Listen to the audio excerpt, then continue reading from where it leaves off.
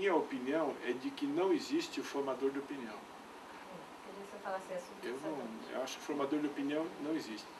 O que existe, e estou sendo radical nessa colocação, mas por uma questão didática, né? É evidente que você pode dar uma opinião no dia que ajuda a outra pessoa a se decidir para ter determinada opinião, mas não é isso que eu estou dizendo. Estou dizendo o seguinte: em geral, o que as pessoas procuram são informações e argumentos para defender a opinião que ela já tem. A melhor maneira é você procurar interpretar, porque quando você procura interpretar, você dá uma opinião, mas dá uma opinião fundamentada nos fatos. Você dá uma opinião fundamentada nas notícias. Então não é o eu acho, eu acho isso ou eu acho aquilo. Não. Olha, aconteceu isso, fulano disse aquilo, ciclano disse aquela outra coisa. Agora vamos confrontar o que fulano e ciclano disseram com os fatos. Os fatos são esses. Será que não existe uma contradição? Então você vai construindo uma interpretação, que no fundo é uma opinião, que toda interpretação tem um viés, porque alguém que está fazendo essa interpretação faz com determinado objetivo. Então você está construindo uma interpretação e formando uma opinião de uma maneira sólida em cima dos fatos, que para a pessoa contestar o que você está dizendo, não basta ela dizer que acha que o que você disse está errado. Ela tem que mostrar, com base em outros fatos, que aquela dedução que você fez, ela não é a que deveria ser feita, o que é um trabalho mais difícil. Então, você de alguma maneira se defende dessa superexposição que tem no trabalho de colunista, tendo claro também que uma hora você vai errar, e hoje em dia, além das pessoas poderem ver o que você escreveu, e tudo o que você escreveu, elas também podem comentar, porque elas entram no blog e colocam ali um comentário a respeito do que você fez. Então você tem uma fiscalização muito mais dura, muito mais permanente. Quando você faz esse tipo de coisa, você tem que se esforçar para ter um pensamento original.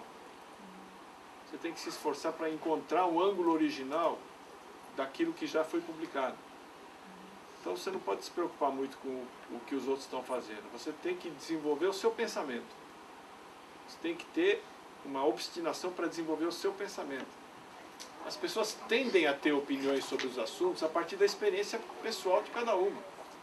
A partir do meio ambiente em que ela vive, a partir das experiências práticas que ela tem no dia a dia. Então, se a pessoa pega ônibus todo dia aqui no DF e conhece o nosso transporte público, e vier um articulista dizer que o transporte público é muito bom, isso não vai significar nada para ela. Agora, se a pessoa não usa o transporte público e vier alguém para dizer que o transporte público é muito bom, ela pode até acreditar, mas essa pessoa não vai formar a sua posição política a partir da avaliação do transporte público, porque ela não usa. Então, isso tudo é muito relativo. E por isso eu sou muito tranquilo em relação ao que eu faço, porque eu não tenho esse peso, não carrego um peso comigo. Será que eu vou dar essa opinião agora? Eu não estou preocupado com isso, porque eu sei que as pessoas, elas têm autonomia, têm independência. O que elas procuram é argumentos para usar para defender a opinião que ela já tem, ou que ela tende a ter. Agora, assim, outro dia eu estava no shopping ali, comendo lá na Praça da Alimentação do Shopping Brasília. O cara me reconheceu pela fotografia e falou assim: eu recorto suas colunas. Eu falei: mas por que você recorta? Não, porque quando eu preciso discutir, eu vou lá e dou uma olhada, entendeu? Isso é bacana, é um retorno bacana, é um feedback bacana que você tem, porque significa que você está agregando alguma coisa. A pessoa paga ali todo dia para comprar um jornal, ou gasta ali o provedor de acesso, a luz elétrica, o computador que ela investiu em dinheiro. Né? Porque esse negócio de informação grátis é grátis em termos, né? Você tem que ter um computador, você tem que gastar energia elétrica, você tem que poder acessar, todo mundo investe algum dinheiro, então tem um custo isso, né?